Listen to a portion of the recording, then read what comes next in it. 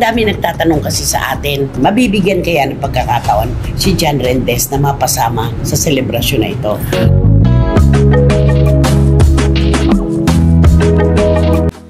Alam mo, kung mababasa nyo ang kanyang Facebook, tumatawid talaga sa ating lahat yung kanyang sinasabi na ang pinakamatindi raw pong kalungkutan niya sa buhay ay nung libing mismo ng pambansang alagad ng sining na hindi po siya nabigyan ng pagkakataon na masilip si Miss Nora Aunor nang hindi pa nakabaon sa lupa. Hindi siya nabigyan ng pagkakataong makasilip at makapagsabi ng paalam. Oo nga. Masakit naman yun.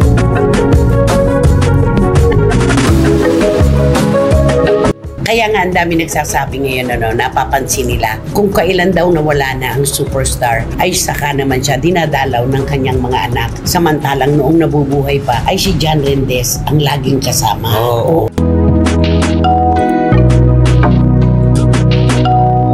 Bitiranang kolumnista na si Christopher Min nagulat sa mga naglabasang komento ng mga Noranian fans. Kung bago lang kayo dito sa aking YouTube channel, huwag kalimutan mag-subscribe at pindutin niyo na rin ang notification bell para ma-notify kayo sa ating susunod na video. Maraming salamat!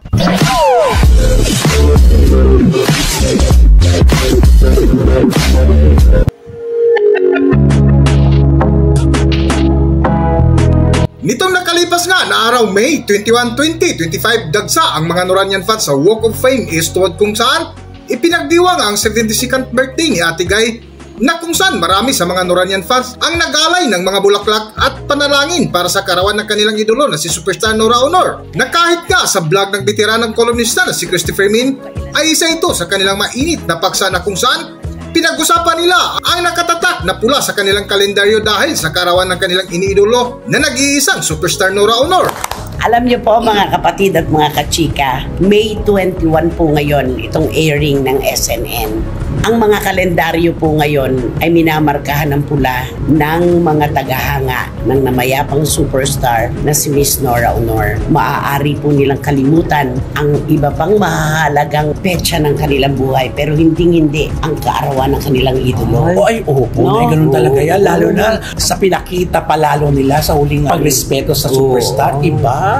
Ako, naaalala ko nung kabataan ko, di ba? Diba? Siyempre, makakalimutan ko rin naman yung ibang petsa, pero yung May 21, 1953 ni Miss Nora Aunor, nasa puso namin yan. At ngayon nga po ay may magaganap na selebrasyon ng kanyang kaarawan sa libingan ng mga bayani na inayos po ng kanyang mga anak. Siyempre pa, di ba? Pero ang dami nagtatanong kasi sa atin, mabibigyan kaya ng pagkakataon si John Rendes na mapasama sa selebrasyon na ito. Ay, naku, nararamdaman ko may solo na namang selebrasyon to, si John Rendes. Hiwalay na naman siya. Katulad na lang ng libing. Oo nga. Baka after ng or maaaring pagkatapos na umalis na yung mga anak ganun na naman. At saka siya pupunta doon. Alam mo, kung mababasa nyo ang kanyang Facebook, tumatawid talaga sa ating lahat yung kanyang sinasabi na ang pinakamatindi raw pong kalungkutan niya sa buhay ay nung libing mismo ng pambansang alagad ng sining na hindi po siya nabigyan ng pagkakataon na masilip si Miss Nora Aunor nang hindi pa nakabaon sa lupa. Hindi siya nabigyan ng pagkakataong makasilip at makapagsabi ng paalam. Oo nga. Masakit naman yun. Lahat nga kini-question da sana man lang pinagbigyan na kahit sa huling saglit. Alam mo yun.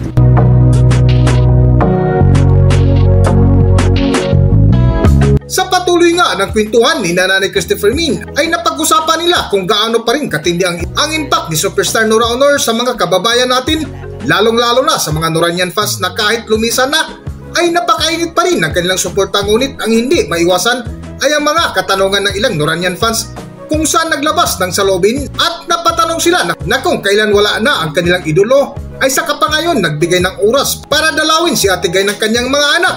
Kaya nga ang dami nagsasabi ngayon, napapansin nila kung kailan daw nawala na ang superstar ay saka naman siya dinadalaw ng kanyang mga anak. Samantalang noong nabubuhay pa ay si John Rendes ang laging kasama. Oo, marami nakakapansin ng mga netizens na dapat ginagawa daw ito nung nabubuhay pa si Ate Guy. Hindi ngayon wala na. At saka alam mo, nakikita mo na natin ngayon sa mga social account ni John Rendes, pinapakita niya yung mga pangyayari sa kanila nung sa loob ng bahay. Yung happy moments sa loob ng bahay. Babalikan daw siya Ang lagi. dami-dami pala, Dami, no? oo nga. Isipin mo, 3 dekada ba naman? Hindi mo talaga mapapanood ng minsanan lang. Oo. Ang dami, birthday, parang mga mahalagang okasyon, Oo, birthday ng mga Mother's Day. tagahanga, Oo. Mother's Day. Sila pala talaga yung magkasama palagi. Dito mo may isip na siya may throwback siya. Kamusta ang mga Ay, anak? Nasa correct. mga throwback? Yun ang nabasa ko rin. Oo. Sabi Diba? nila, si Jan, ang daming throwback photos and videos.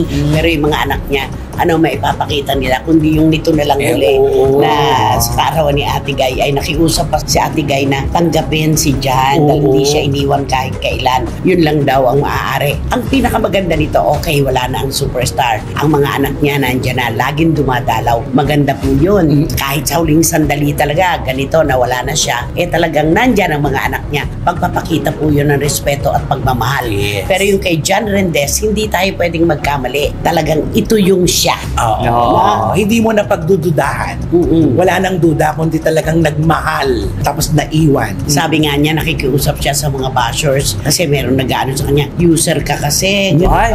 hindi tama yung ginawa mo, inagaw mo si Ate Guy sa kanyang mga anak. Sabi niya, sana po itigil nyo na ang pambaba sa akin. Hindi lang po kayo ang nawalan, ako rin. Ayun. Di ba? Oo. Tawid na tawid yun. Grabe. At saka kita naman natin sa pagsasalita pa lang ni John Rendes, mararamdaman mo talaga yung pangungulila niya ngayon. At saka hanggat maaari, ayaw niyang magsalita ng anuman na makapananakit sa mga anak ni Ate Guy. tama. Yes, Pigil yun. na pigil siya. Mm. Ang tanong nga ng marami, hanggang kailan ang kanyang pagpipigil? Ayun. No? Naniniwala ako na may hangganan din yan. Meron laging hangganan ang pagpapasensya at ang pagtatago ng mga lihim sa ating buhay. Mm-mm. May darating at darating na panahon na ilalabas din niya ito, ilalantad din niya ito. Correct.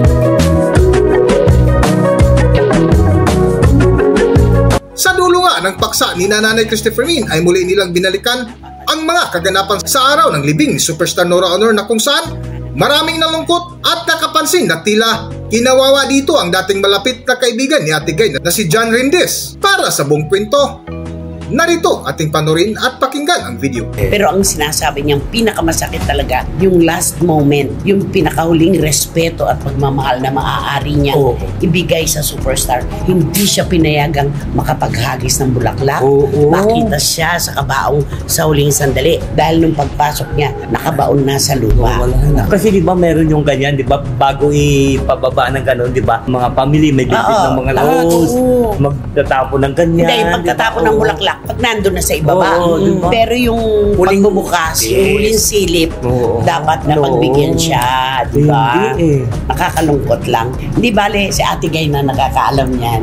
No? Ay, oo. Siya na Oo. nakakaalam niyan. Basta ang alam natin, hindi niya gugustuhin na pati ang kanyang nakasama ng mahigit na 3 dekada at ang kanyang mga tagahanga ay hindi bibigyan ng partisipasyon sa mahalagang araw ng kanyang buhay. At sa kasanan ay matanggap na rin nila para lalong maging Oo. maluwag. At maggumaang na si Ate Guy. Kasi diba, sabi nila kapag merong unfinished business yung namatay, laging nandito lang yan. Hindi pa Paikot-ikot nakatatawi. lang. Hindi, pero dahil maganda ang puso ni Ate Guy, mapagpatawad, Oo. palagay ko naman sa ganun din mauuwi yun. Sana. Kaya lang, habang may mga tao na naglalantad ng kanilang sama ng loob dahil hindi sila nabigyan ng pagkakataon, di ba? Oh, correct. Hindi maaaring hindi mabanggit yan. Ay, oo. Kaya sana maintindihan din ng pamilya ni Ate Guy, lalo ng kanyang mga anak, na hindi lang sila nagmamahal sa kanilang nanay. Napakarami pa. Buong bansa kung Ay, oo. tutuusin. At hindi lang dito sa ating bansa, pati pa sa ibang bansa, di ba? At saka sana mas maganda yan kung babalikan sana ng mga anak ni Ate Guy, yung mga nagmahal at nag-alaga sa kanila. Oo. Yun ang pinakamagandang ending ng kwentong ito eh. Totoo. At saka di ba sa ngayon nga, di ba nakita mo, kahit tuloy man daw magaling din yung New York Post, di ba? Naglabas sila. Naglabas sila ng Yung ano. obituaries. Oo, grabe. Ibang superstar. Pagpupugay yon, pagpapahalaga at pagbibigay ng respeto sa isang namayapang superstar at pambansang alagad ng sining. Sana si John Rendes, makita niya isang araw yung kapayapaan ng kalooban. Makita niya sana yung kahalagahan niya sa buhay ng isang Nora Aunor. Alam niya yan, alam ni Ate Guy yan. Hindi natin siya kailangan diktahan. Ayo. Alam niya yan, di ba? Hanggang dito na lang muna ang ating video at kung nagustuhan nyo, huwag kalimutan mag-subscribe at pindutin nyo na rin ang notification bell para ma-notify kayo sa ating susunod na video. Maraming salamat!